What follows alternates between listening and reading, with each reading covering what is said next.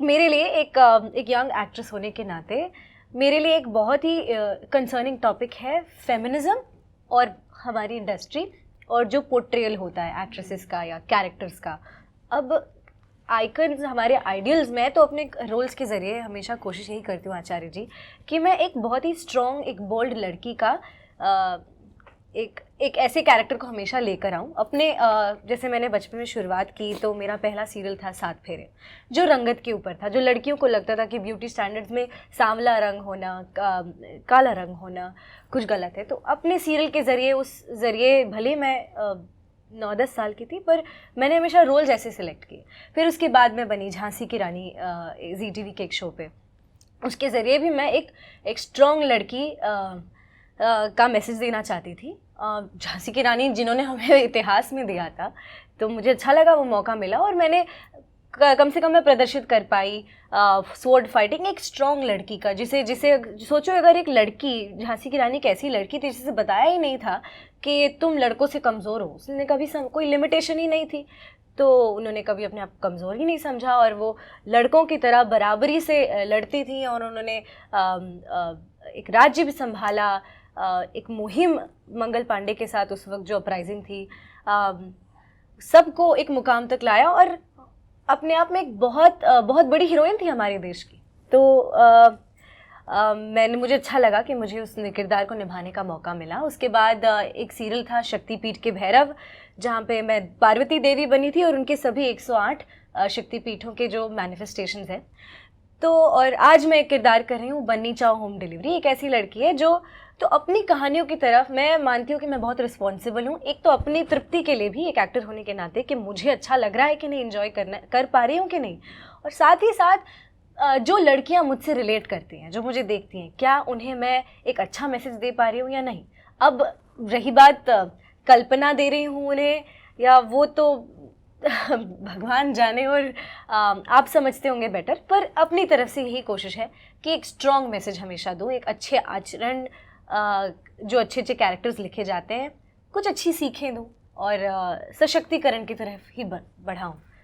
और हमें अब ये डर मुझे हमेशा, मेरे करियर में भी मुझे कई ऐसे रोल्स आए हैं कि ये ग्लैमरस लड़की है या ऐसा एक डांस नंबर है, कर लीजिए, पर मैं अल्टीमेटली सोचती हूँ कि इससे मैं क्या मैसेज दे रही हूँ। तो हर प्रोजेक्ट, हर कैरेक्टर, जो किरदार जो मेरे दरवाजे पर आते हैं, मैं सोचती हूँ इससे मैं क्या अल्टीमेटली एक मैसेज दूँगी। उसका जो है वो मेरी रिस्पॉन्सिबिलिटी मुझ पे है और वो जो कॉन्सिक्वेंस भी है वो कर्मा से वो मेरे पर ही है। तो इससे मैं फूंक कर चलती हूँ और अब तक मैं बहुत खुश हूँ। इस पे मैं और क्या कर सकती हूँ आचार्य जी आगे जाकर, अपने अगर मैं एक इमेज बना भी रही हूँ तो मैं चाहूँगी कि अल्टीमेटली अपने कैरेक्टर्स के अलावा उल्का होने के नाते भी समाज को सही दिशा में ले जा सकूँ अपने ही कोशिश के जरिए। तो ये जो पुरानी कहानी है, आप चूँकि कहानियों के क्षेत्र में हैं, जो सबसे पुरानी कहानी है उसको याद रखिएगा।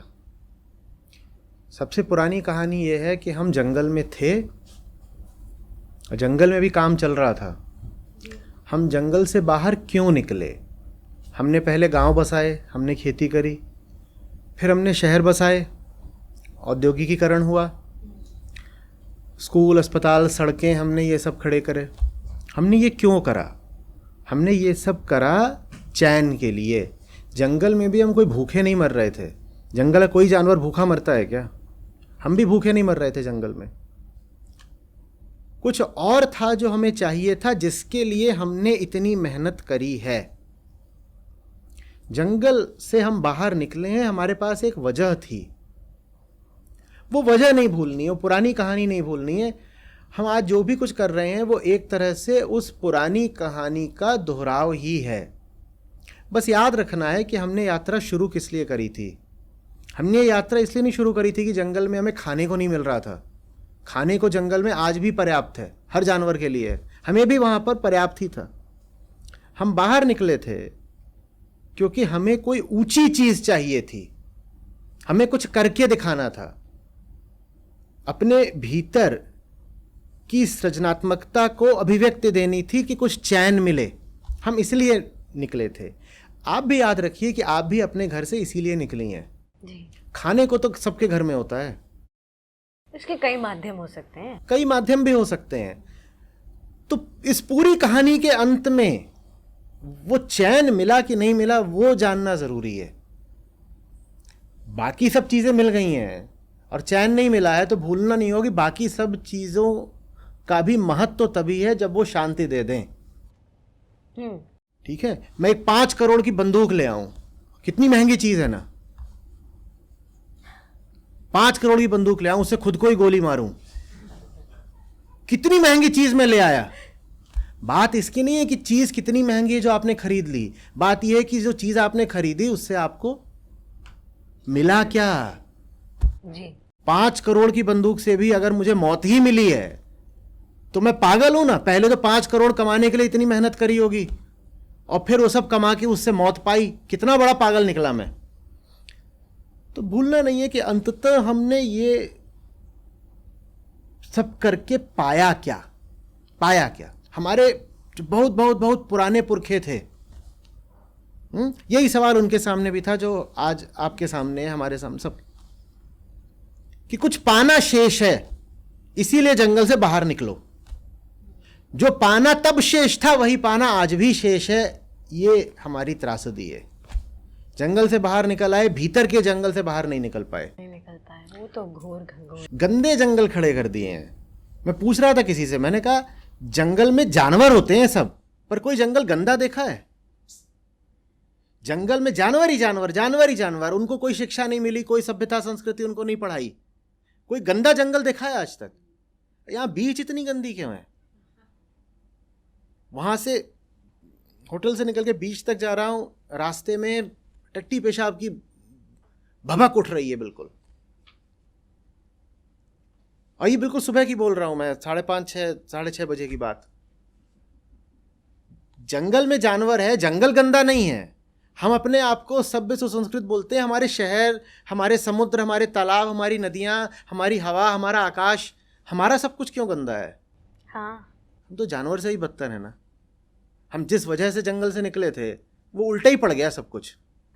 और आज हम कोई अगर कुछ गंदा कूड़ा फेंक, हम उसे जानवर बुलाते हैं, जबकि जानवर नहीं गंदा होता। हाँ, जबकि जानवर नहीं गंदा होता। कचरा करने वाले, गंदगी फैलाने वाले हम ही हैं। आप तो जब जानवरों के क्षेत्र में जाते हो तो सेल्फी ले लेके इंस्टाग्राम में डालते हो, कितना सुंदर है, कितना मनोरम है। और जानवर जब आपके क्षेत्र में आते हैं तो कहते हैं कहाँ फंस गए, जान जा रही है बिल्कुल। आदमी जब जानवरों के घर में जाता है तो पुलकित अनुभव करता है, बिल्कुल वाह मजा आ गया, है ना। पहाड़ों पे चले गए, जंगलों में, नदियों में चले गए, कितना आनंद आ गया। और वही जब हम जानवरों को अपने यहाँ पे घसीट लाते हैं तो उनकी क्या दुर्दशा होती है। हम उन्हें यहाँ ले आए हैं जंगलों से, हम शहर में उन्हें ज़बरदस्ती बांध रख रहे हैं हमारे साथ, और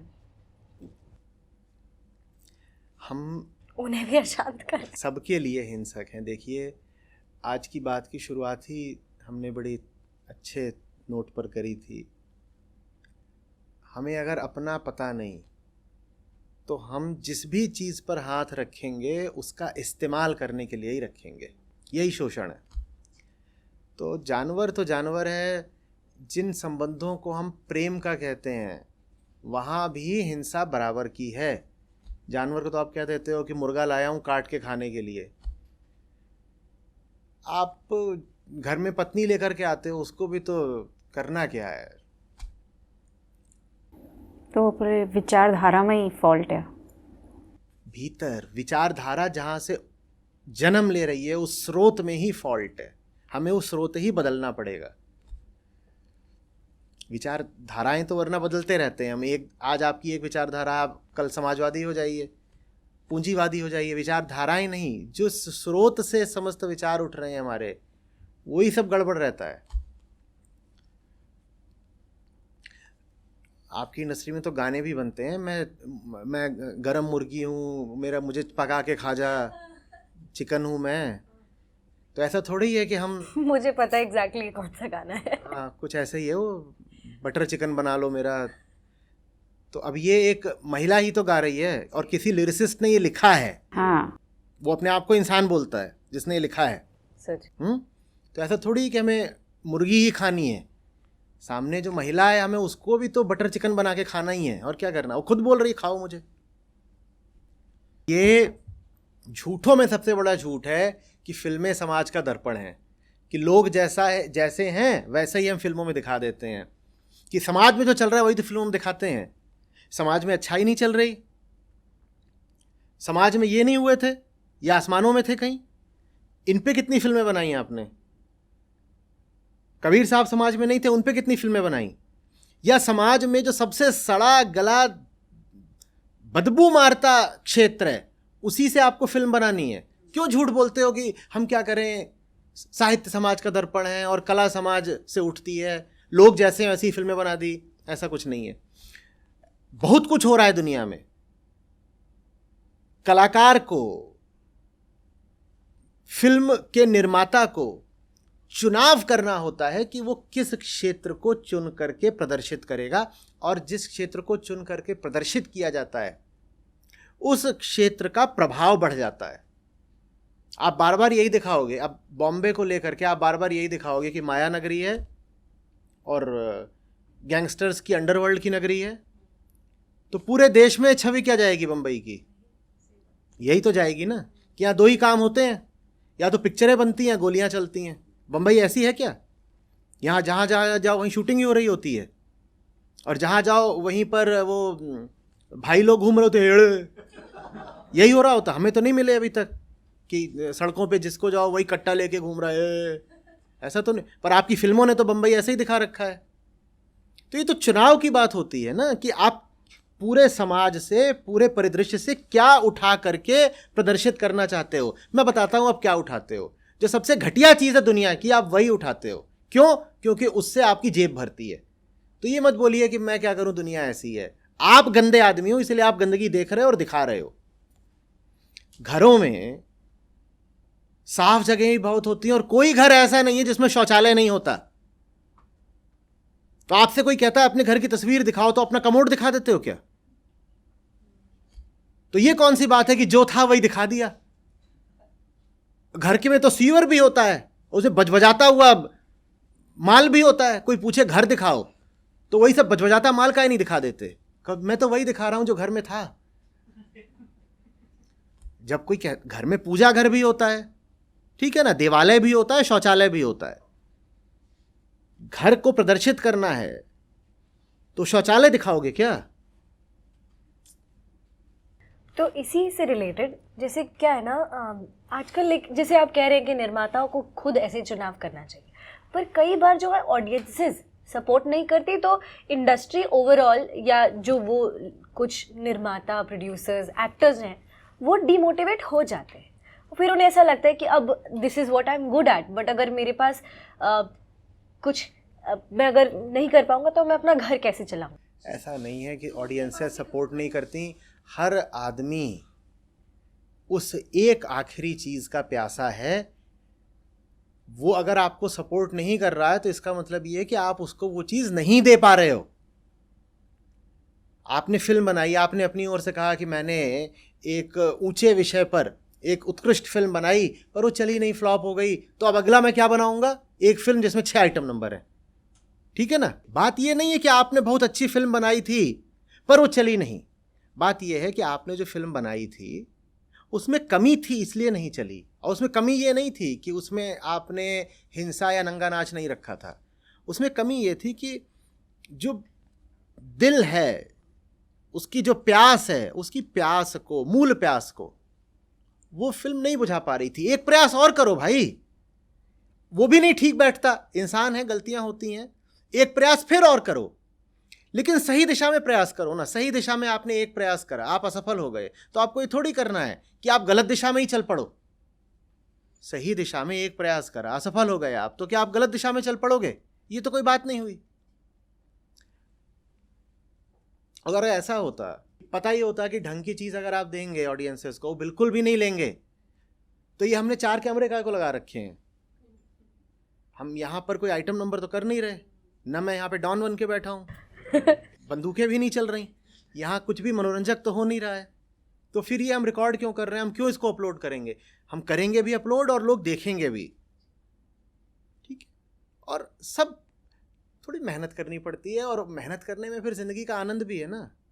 अगर अच्छी चीज़ें दुनिया के द्वारा, इंसान समाज के द्वारा अस्वीकार की जाती, तो फिर मेरे जैसा तो कोई अस्तित्व में हो ही नहीं सकता था। हम खुद सबूत हैं इस बात का कि आप ढंग का काम करके भी आगे बढ़ सकते हो। जी। इंस्टाग्राम पे वो सब भी हो सकता है जो होता है, इंस्टाग्राम पे हम भी हैं, यूट्यूब पे भी हम हैं और मिलियंस में पहुंच गए हैं। ठीक है, मेहनत बहुत पड़ी है, लेकिन जो भी हुआ है, जैसा भी हुआ है, काम चल तो रहा है ना, और बढ़ रहा है, और बढ़ तो रहा है ना। तो ऐसा थोड़ी है कि कोई कहे कि अजी साहब जो अच्छा काम करते हैं वो तो असफल ही रहते हैं और कुत्ते की मौत मरते हैं, भिखारी हो जाते हैं और खाने को नहीं पाते हैं और दुरदुराए जाते हैं। ऐसा होता है? ऐसा तो कुछ भी नहीं है। मस्त हूँ, बैठा हुआ हूँ, वज़न भी थोड़ा ज़्यादा ही है सामान्य से, कपड़े भी पहन ही रखे हैं, ना नंगा हूँ ना भूखा हूँ, और भीतरी ठसक भी है कि अच्छा काम करके जी रहा हूँ। और अगर ये मान लिया है आपने कि ये सही दिशा है, फिर पलटने की बात ही कहाँ उठती है? पलटने की बात भी नहीं उठती है। चुनौतियां बहुत आती हैं, ठीक है, हाड़ तोड़ मेहनत करनी पड़ती है, शारीरिक भी मानसिक भी, लेकिन उसका भी एक जायका होता है। जैसे गंदगी का लोगों को स्वाद आदत लग जाती है ना, वैसे ही किसी भी कीमत पर सही जिंदगी जीना भी एक अभ्यास और आदत की बात होती है।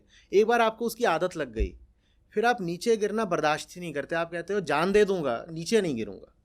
अपने लिए अब एक तल निर्धारित कर दिया है, ऊंचे ऊंचे और ऊपर ही जाना है, उससे नीचे जाना बर्दाश्त नहीं है।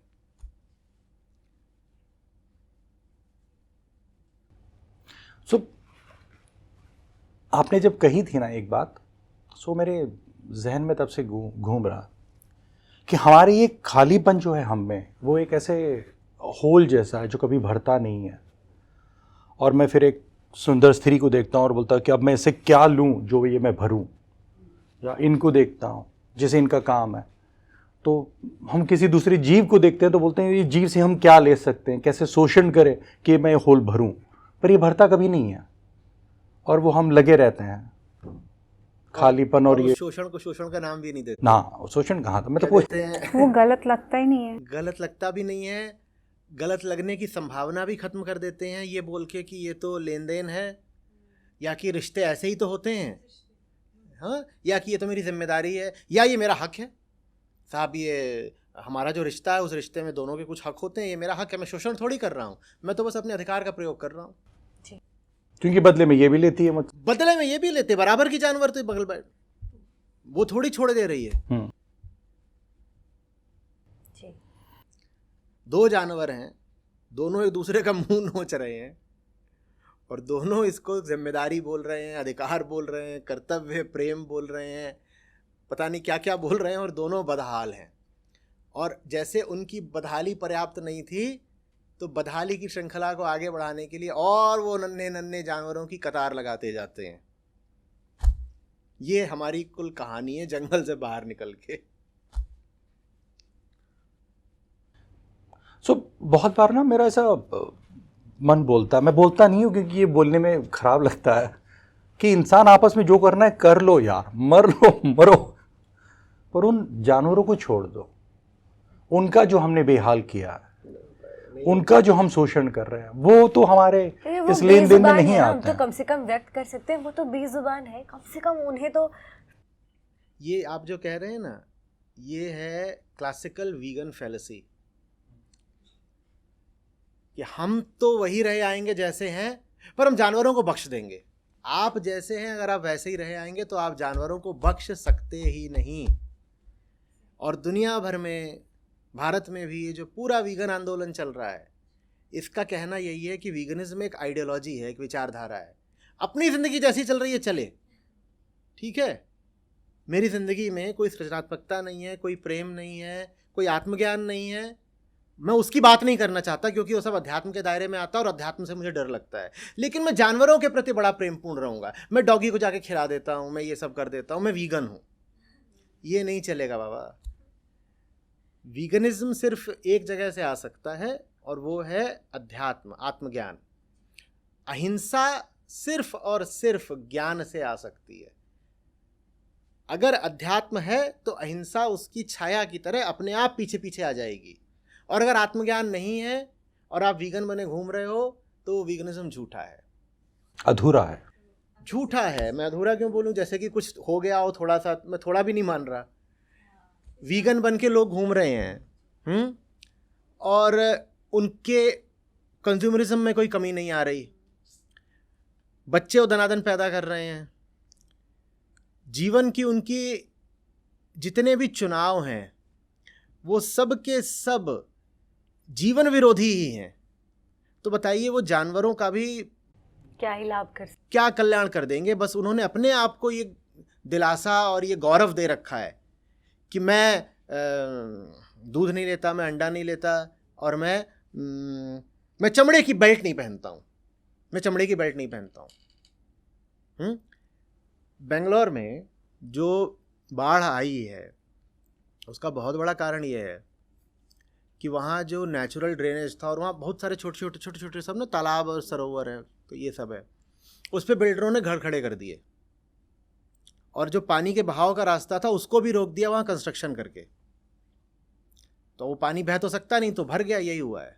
ठीक है, अब वो जहाँ पानी रहा होगा वहाँ पे पानी से संबंधित एक इकोसिस्टम था, जीव जंतु भी रहे होंगे। अब मैं एक बहुत बड़ा वीगन एक्टिविस्ट हूँ और मैंने उसी अपार्टमेंट में, उसी सोसाइटी में घर ले रखा है, और मैं कह रहा हूँ मैं वीगन हूँ, और कोई मुझसे आके कहेगा भी नहीं कि तुमने ये जो घर खरीदा है यही सबसे बड़ी हिंसा है। लेकिन मैं तो वीगन हूँ, मैं तो वीगन। और घर मैंने क्यों खरीदा है? क्योंकि मैंने शादी एक ऐसी लड़की से करी है जो कह रही है घर चाहिए, घर चाहिए, घर चाहिए, नुन्नू चाहिए, जल्दी से बच्चा पैदा करना है। आप वीगन नहीं हो सकते अगर आपको सही प्रेम नहीं आता, अगर आपको सही जीवन जीना नहीं आता, अगर आपको जीवन को समग्रता में देखना नहीं आता। वीगनिज्म कोई विचारधारा नहीं है, वीगनिज्म का सीधा सीधा मतलब है आत्मज्ञान, स्वयं को जानना। वो है तो अहिंसा अपने आप आ जाएगी। समझ गई। इस उदाहरण से तो ये इंसान जो है, चलो पशुओं को बख्श के, पर कहीं और से तो अपने उस बेचैनी को की निवृत्ति कर रहा है ना, किसी और के जरिए, मे बी अपने वाइफ के जरिए, अपने काम के जरिए, पैसों के जरिए, घर के जरिए, मटेरियलिज्म से। तो हम अहिंसा को समझे ही नहीं। वही इंसान है जो सारे धर्म अहिंसा के बारे में बात कर रहे हैं, लेकिन हम सिर्फ उसको मीट नहीं खाना, अंडा नहीं खाना, उससे ही सिर्फ रिलेट कर रहे हैं, लेकिन पूरी अहिंसा को नहीं समझ रहे हैं। भाई बाजार का जो स्वरूप है वो कंजम्पशन पर ही आधारित है, और वो चाहता है कि आप और कंज्यूम करें। ठीक है, जो एक वहाँ पर दुकान है एक शॉपिंग मॉल में जिसमें वो मुर्गा बेच रहे हैं, ठीक है, फ्राइड मुर्गा बेच रहे हैं, फ्राइड चिकन, उसके बगल में बाकी सब जो दुकानें हैं वो सब दुकानें एक हैं, वो सब दुकानें एक हैं। आप ये नहीं कह सकते कि आप उसमें से एक दुकान के ग्राहक हो लेकिन आप मुर्गे की दुकान के ग्राहक नहीं हो तो आप वीगन हो गए। भूलना नहीं होगा कि वो एक पूरा इकोसिस्टम है, अपने आप में एक इंटीग्रेटेड इकोसिस्टम है। आप उस बात को समझ ही नहीं रहे। आप सोचते हो मैंने एक चीज़ को छोड़ रखा है तो मैं वीगन हो गया, वैसे नहीं बात बनेगी। आप कह रही हैं सारे धर्म अहिंसा की बात करते हैं। अब कितने ही ऐसे त्योहार होते हैं धर्मों के जो आधारित ही हैं जानवरों का कत्ल करने पे। हम कहते हैं कि सारे सब अच्छी बात हो रही, सब अच्छी बात हो रही है, मैं वीगन हूँ, लेकिन मैं लोगों को सब त्योहारों की बधाइयाँ दे रहा हूँ और वहाँ मैं बात करने से कतरा रहा हूँ कि असलियत चल क्या रहा है, तो मैं वीगन कहाँ से हो गया? मैं वही बिगनिंग में वही बोलना चाहती थी कि ये जो एबिलिटी है टू थिंक, टू सी, कि जैसा है वैसा है, उसको जैसा है वैसा देखो। Exactly, come to in your thought. Yes, क्योंकि विचार आप करोगे, अच्छी बात होती है सोचना, सोचोगे तो आपको कुछ दिखेगा, जो दिखता है वो स्वीकार करने की हमारी हिम्मत ही नहीं पड़ती। तुम कहते बहुत सोच लिया, चलो भाई लगाओ टीवी लगाओ, भागते हैं हम खुद से वापस, चाहते ही नहीं है। और आई थिंक जब सोचना ऐसा चालू करेंगे तब अपने आप से अपने जो एम्बिशंस है वो कम होते जाएंगे। एम्बिशन कम भी करने की बहुत ज़रूरत नहीं है। आज के समय में तो हमें बहुत बहुत एम्बिशियस लोग चाहिए। हमें सही एम्बिशन की ज़रूरत है, हमें चाहिए सही ambition, not materialistic. Materialistic domain में भी सही एम्बिशन।